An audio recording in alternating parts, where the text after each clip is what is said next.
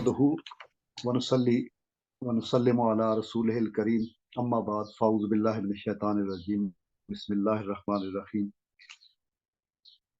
I be L اسلام آباد کے معزز دوستوں، فکر فردہ فورم، حلقہ فروغ ادب اور اقبال اسلامک سینٹر سے وابستہ تمام خواتین و حضرات، سامعین و سامعات، ناظرین و ناظرات، آج جناب ہم تاریخ کے ایک ایسے مقام پر کھڑے ہیں کہ جہاں یہ ضروری ہے کہ ہم اپنے قومی نسب العین، ہم اپنے تمام تر جو دستور حیات ہے اس کا جائزہ لیں، اور خاص طور پہ میں بہت اپنے آپ کو خوش نصیب سمجھتا ہوں کہ جب کڑے امتحان کا وقت ہو اس وقت اتحاد کی بات کرنا، اس وقت نسب العین کی بات کرنا، اس وقت منشور کی بات کرنا، دستور کی بات کرنا، یہ بہت بڑا جہاد باللسان ہے۔ خاص طور پہ اگر میں قرارداد پاکستان کی سالگرہ یعنی یوم پاکستان جو آنے والا ہے 23 مارچ کو، اس کے تناظر میں سے دیکھتا ہوں تو میں سمجھتا ہوں کہ یہ اور بھی تاریخی لمحات ہیں کہ ہم اپنے اس مقام سے جہاں ہم کھڑے ہیں، ہم اپنی تاریخ کے جھروکوں سے، دریچوں سے، روشن دانوں سے، روزنوں سے ہم دیکھیں کہ ہم کیا تھے، ہم کیا ہیں، ہمارا ماضی کیا تھا، ہماری جد و جہد کیا تھی، ہماری کاوش کیا تھی، ہماری آزادی کی لگن کیا تھی، ہمارا جذبہ کیا تھا، اور آج ہم کیا ہیں۔ اس کو خود احتسابی کہتے ہیں، یعنی یوم پاکستان یوم احتساب بھی ہے۔ ہم جائزہ لیں کہ ہم نے کیا کھویا، کیا پایا۔ میں آپ کے سامنے کوئی تاریخ پیش نہیں کروں گا، نہ ہی میں عرض حال کروں گا۔ میں اپنے مقصد پہ جو آج کا عنوان ہے، میں براہ راست اس پہ بات کروں گا کہ کس طرح حضرت قائد اعظم محمد علی جناح رحمہ اللہ نے علامہ محمد اقبال رحمہ اللہ سے روحانی فیض لیا۔ علامہ چلے گئے، قائد اعظم نے اس علمی وراثت کو تھامے رکھا۔ اسی مدت میں جب وہ جا رہے تھے، محمد علی جناح کے حوالے ایک کشتی کر کے گئے جسے کہ کنارے پہ لگانا تھا۔ معذرت، یہ کوئی معمولی بات نہ تھی۔ علامہ محمد اقبال رحمہ اللہ نے جو 1930 میں ایک بنیادی صدارتی خطبہ ارشاد فرمایا، اس کے بعد محمد علی جناح کو واپس لانا اور صرف اقبال کی خواہش نہیں تھی، اس میں بہت بڑے بڑے تاریخی حقائق اور حوادث شامل ہیں، اس میں بہت ساری روحانی نسبتیں شامل ہیں کہ کس طرح محمد علی جناح رحمہ اللہ کو لایا گیا واپس۔ اور اقبال نے پہلے ہی فرما دیا تھا، اقبال اکادمی کی کتاب ہے اقبال اور جناح، میں کبھی انشاءاللہ اس کے حوالے سے پھر کسی پروگرام میں عرض کروں گا۔ آج کے موضوع کے حوالے سے کہ جس اتحاد کی بات محمد علی جناح کر رہے، اس کی بنیادیں کیا ہیں۔ ہم نے اپنی بنیادوں کو دیکھنا ہے۔ ان بنیادوں کو ہم دیکھتے ہیں تو ہمیں ہر دور میں روشنی نظر آتی ہے۔ اہل ایمان جو ہے وہ اسی طرح مثل خورشید جیتے ہیں، ادھر ڈوبے ادھر نکلے، ادھر ڈوبے ادھر نکلے۔ وہ ان کا نہ کوئی مقام ہے نہ کوئی زمان ہے، وہ ہر زمان میں ایک حقیقت کی طرح ظاہر ہوتے ہیں۔ یہ ظہور حق، یہ اظہار حق، یہ ڈپکشن، یہ ڈیمانسٹریشن قوموں کی زندگی میں بڑا اہم مقام رکھتی ہے، درجہ رکھتی ہے، کیفیت۔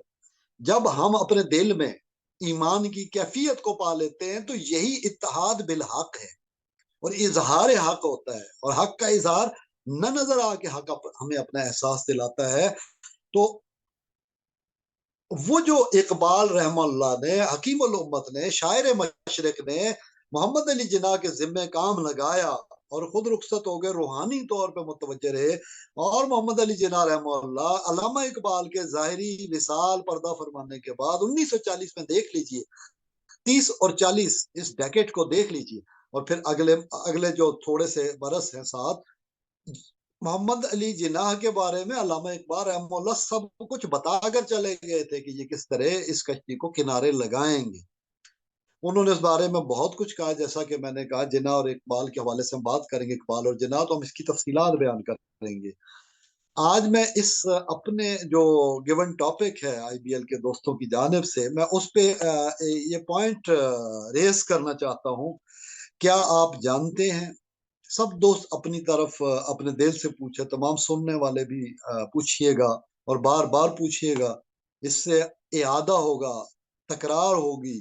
محمد علی جناح کی محنت کا تقاضا ہے، فاطمہ جناح کی قربانیوں کا تقاضا ہے، علامہ محمد اقبال رحمہ اللہ کی قربانیوں کا اور کاوشوں کا تقاضا ہے، اور تمام تحریک آزادی کے گمنام مجاہدوں کا، شہیدوں کا جو بارڈر پہ شہید ہوئے، جو ہجرتوں کے درمیان شہید ہوئے، جو آزادی کی تحریک کے دوران، جو 1857 کی آزادی کی تحریک کے دوران، اور جو اس سے پہلے جو بر صغیر پاک و ہند کی تاریخ میں، ہند اسلامی تہذیب و تمدن کے اندر جو کاوشیں ہماری ہیں، ان سب کی ارواح تقاضا کرتی ہیں کہ ہم اپنی آزادی کا تحفظ کریں۔ مگر میں بتاتا ہوں کہ آپ کی توجہ اس جانب مبذول کراتا ہوں کہ یہ جو ہم ایمان، اتحاد اور تنظیم نعرے کی بات کرتے ہیں، آپ کے علم میں ہونا چاہیے کہ قائد اعظم محمد علی جناح رحمۃ اللہ علیہ کے ہاں سرکاری طور پہ آپ کے سامنے ایک فائل پیش کی گئی، اس میں نوٹ لکھا تھا کہ جناب دنیا کے تمام جتنے ممالک ہیں ان کی گورنمنٹل لیول پہ آفیشلی ایک انسگنیا ہوتا ہے، ایک ماٹو ہوتا ہے، سرکاری نشان آفیشل ہوتا ہے، سرکار کے کاغذات پہ مہر لگائی ثبت کی جاتی ہے، پلیٹوں پہ کندہ کیا جاتا ہے، اعزازات سے نوازا جاتا ہے، جیسے شہیدوں کو، غازیوں کو، مجاہدوں کو، سپاہیوں کو، خدمات انجام دینے والوں کو پریزیڈنشل یا دیگر ایوارڈ گورنمنٹ کے، تو وہ نشان ثبت ہوتا ہے۔ جیسے امریکہ میں آپ دیکھیں ڈالر کے پیچھے بھی ان گارڈ بھی ٹرسٹ لکھا ہوتا ہے، اس طرح ہر ملک کا اپنا ہوتا ہے۔ تو یہ فائل جب محمد علی جناح کے پاس آئی تو یہ مدتوں پڑی نہیں رہی، نمبر 1۔ یہ جب فائل آئی تو اس پہ لکھا تھا یہ ہوتا ہے، ہمارے تمام تر جو آفیشل کورسپونڈنس ہے اس پہ بھی سٹیمپنگ کے لیے چاہیے۔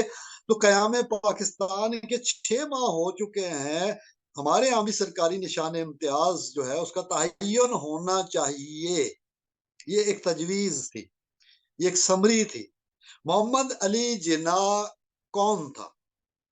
وہ کون تھا جس نے بغیر کسی تعامل کے فائل کو پڑھنے کے بعد بسم اللہ، اللہ کا نام لیا انگریزی میں جس بھی زبان میں لے، تو نام لینے کے فوراً بعد انہوں نے اپنے پین سے لکھا فیتھ، یونٹی، ڈسپلن۔ بظاہر یہ ایک عمل ہے تحریر کا، 3 لفظ لکھنے کا۔ میں محمد علی جناح کی نفسیات کا جائزہ لینے کا کہتا ہوں تمام دنیا والوں کو کہ محمد علی جناح کون تھے، جو فیتھ کی بات کرتے ہیں، جو ابراہیمی الاصل ہے، جو موسوی الاصل ہے، جو عیسوی الاصل ہے، جو آدمی الاصل ہے، جو نوحی الاصل ہے، جو محمدی الاصل ہے، جو مصطفی الاصل ہے، اور تمام نسبتوں کے ساتھ، تمام یاران رسول صلی اللہ علیہ وسلم کے ساتھ، آپ کے تمام خادموں کو پڑھا ہوا تھا، دیکھا ہوا تھا، سنا ہوا تھا، ورنہ ابراہیم کے ایمان کی بات کون کرتا ہے؟ جن حالات سے جناح گزرے تھے، جس صحت کے ساتھ، جس حالت میں تھے، جب لکھ رہے تھے تو بھی صحت کی حالت اور عالم کیا تھا۔ ایون دین محمد علی جناح رحمہ اللہ نے جو لکھا، اس کا جائزہ لیا جائے، فیتھ، یونٹی، ڈسپلن، جناح نے جو لکھا، ان تینوں باتوں کے اندر اس کو سرکاری مینیفیسٹو، آپ کہہ لیجئے مینیفیسٹو، ماٹو، نصب العین، دستور العمل، منشور. ہماری زندگی کا بنیادی مقصد جو ہے اس کی بات ہو رہی ہے. اب جناح کے لاشعور میں کیا ہے جو بات سامنے آئی بغیر تعمل کے لکھ سکتا ہے مرد مومن. اب دیکھیے محمد علی جناح کی بات کی ویٹیج کتنی زیادہ ہے. میں پاکستان کی تاریخ سے ثابت کرتا ہوں, میں غیروں کی بات نہیں کرتا, نفسیات کو بھی چھوڑیے. پاکستان کے اندر آپ کے علم میں ہے یا نہیں, میں آپ کے علم میں اضافہ کرتا چلوں, 50 برس سے زیادہ تک محمد علی جناح کے اس 3 لفظی منشور کو, ابھی جان صاحب کہہ رہے تھے 3 تلوار ہیں ایمان کی, مجاہدین کی, یہ ذوالفقار ہے. اس نصب العین کو, فیتھ یونٹی ڈسپلن, ایمان اطاعت تنظیم کو 50 برس سے زیادہ برس تک پاکستان میں چھپنے ہی نہیں دیا گیا. یہ اتنی ضروری بات تھی جناح کی, اتنی اہم بات تھی. 50 برس سے زیادہ مدت تک پاکستان کے اندر ایمان اتحاد تنظیم نہیں چھپتا رہا سرکاری کاغذوں میں. 2006 میں جا کے یہ 1955 میں 5 جنوری 1955 کو سمری آئی کہ جناب یہ کیا ہو گیا ہے, یہ ہمارے قائد اعظم محمد علی جناح رحمہ اللہ کے ریکارڈ میں کیا ہو گیا ہے, یہ ہمارے سرکاری ریکارڈ میں کیا لکھا جا رہا ہے, یہ ترتیب کہاں سے بدلی, یہ ایمان کا لفظ کہاں سے غائب ہوا, اتحاد یقین محکم سے کہاں سے شروع ہو گیا سارا کچھ. اور 15 اگست 2006 تک, 1955 سے 2006 تک جناب والا اتحاد یقین محکم اور تنظیم لکھا جاتا رہا. اتحاد یقین محکم تنظیم. دیکھیں بات کوئی بھی بری یا اچھی نہیں ہوتی, جو مرضی آپ لکھ لیں. محمد علی جناح نے جو کہا تھا وہ ایمان 51 برس پاکستان سے غائب کرنے کی ضرورت کیوں پیش آئی تھی, اس کا مطلب بات اہم ہے. آج بھی ہو جو براہیم کا ایمان پیدا, آگ کر سکتی ہے انداز گلستان پیدا. میں محمد علی جناح میں علامہ محمد اقبال کی روح کو پیچھے دیکھتا ہوں جو سورج کی طرح ان پہ روشنی عکس ڈالتی ہے. ان کے ناموں کے اندر محمد علی جناح اور فاطمہ اور دیگر تمام آپ دیکھ لیں, اب نام دیکھ لیں تاریخ آزادی کے.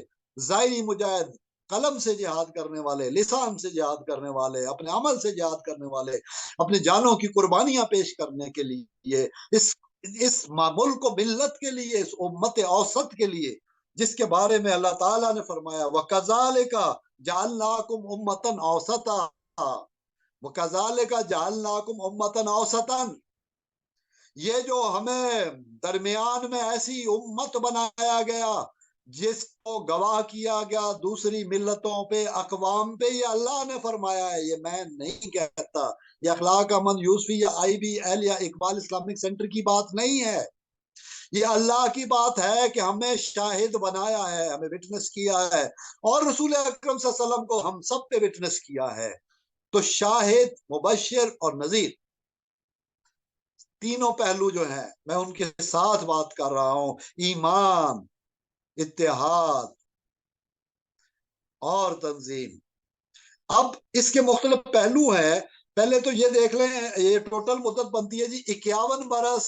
جناح کا دیا ہوا ماٹو قومی نصب العین غائب رہا ہے. بہرحال شکر الحمدللہ جو بھی آ گیا ہے سامنے. مختلف لوگوں کے مختلف بات کرنے کے انداز ہوتے ہیں. آج میں پہلے سوچ رہا تھا کلام اقبال کا بہت کچھ یہ میرے پاس رکھا ہوا ہے, میں شعر پڑھوں اور وہ باتیں کروں, بہت زیادہ شعر ہے ان سے متعلقہ.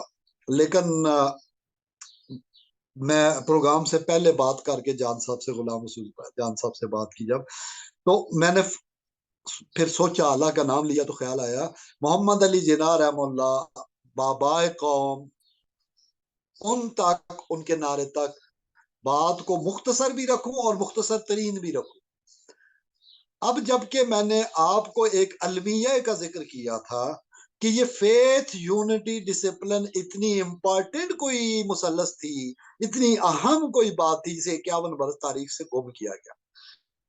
پھر 2006 کے بعد آج تک آپ بھی اور میں بھی امت اوسط مسلم ملت کے فرد ہونے کے ناطے عالم اسلام کو دیکھتے ہیں، ہم عالم دنیا کو دیکھتے ہیں، ہم دنیا کی اقوام کی برادری میں اپنے مقام کو طلب کرتے ہیں، ہم عزت چاہتے ہیں، ہم احترام چاہتے ہیں۔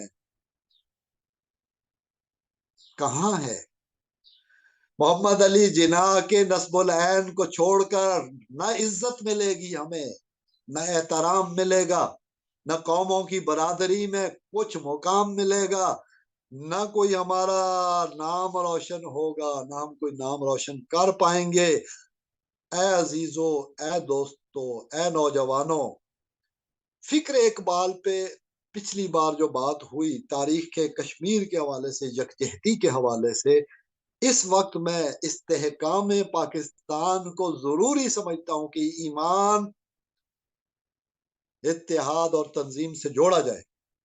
ہم اپنے مقصد کو کبھی نہ بھولیں۔ ڈاکٹر برہان احمد فاروقی، جنہوں نے قرآن اور مسلمانوں کے زندہ مسائل، قرآن اور مسلمانوں کے زندہ مسائل لکھا، وہ ایسا تھیسس ہے، وہ ایسا مقالہ ہے جس میں انہوں نے بہت ساری باتیں بیان کی امت مسلمان کے حوالے سے۔ میں ان کی سوچ کا خلاصہ پیش کرتا ہوں۔ جس طرح کے قبلہ ڈاکٹر اسرار احمد رحمہ اللہ اور دیگر اسلامی تحریک کے افراد، احباب، ملک و ملت سے پیار کرنے والے احباب پیش کرتے ہیں باتوں کو، میں اس کو مختصر کروں بات کو، تو ڈاکٹر برہان احمد فاروقی اقبال کے بعد فلسفے پہ، اسلامی تاریخ پہ ایک نام ہے، اور ان کا خاص طور پہ پی ایچ ڈی کا تھیسس بھی، اور ان کی باتیں جو جانتے ہیں، وہ بڑے بڑے شیخ الاسلام جو ہیں ڈاکٹر طاہر القادری صاحب، ان کے وہ اساتذہ میں سے۔ اسی طرح یہ دیگر جتنے میں نے بڑی تنظیموں کے نام لیتا چلا جوں، ان کے اساتذہ میں سے وہ ایسا غیر متنازع بندہ جو کہ اساتذہ میں سے ہو اور اتحاد کا سبب بنے، ہم اس کا نام لیتے ہیں مرکزی حیثیت میں۔ تو ڈاکٹر صاحب نے فرمایا دائرے تین بنیادی ہیں۔ پہلا دائرہ، جیسے میں نے خود ہی کا پچھلی گفتگو نشست میں آپ سے بات کی تھی، آج بھی ہم تین دائرے بناتے ہیں جنہیں جوڑتے ہیں، جن کا آپس میں اتصال ہو، وہ یونین پوائنٹ ہم نے دیکھنا ہے۔ وہ فرماتے ایک آپ کا ذاتی زندگی کا نصب العین ہے، یہ ایک دائرہ بنا لیجئے۔ ایک آپ کا قومی زندگی کا نصب العین ہے، دوسرا دائرہ۔ ایک آپ کا بین الاقوامی زندگی کا نصب العین ہے، یہ تیسرا دائرہ۔ اب ہر فرد کے ملت کے ستارہ ہونے کی جو بات علامہ نے فرمائی ہے، وہ آپ ان تینوں دائروں میں جوڑ کے دیکھ لیں کہ کیا ہر فرد ملت کے مقدر کا ستارہ ہے یا نہیں۔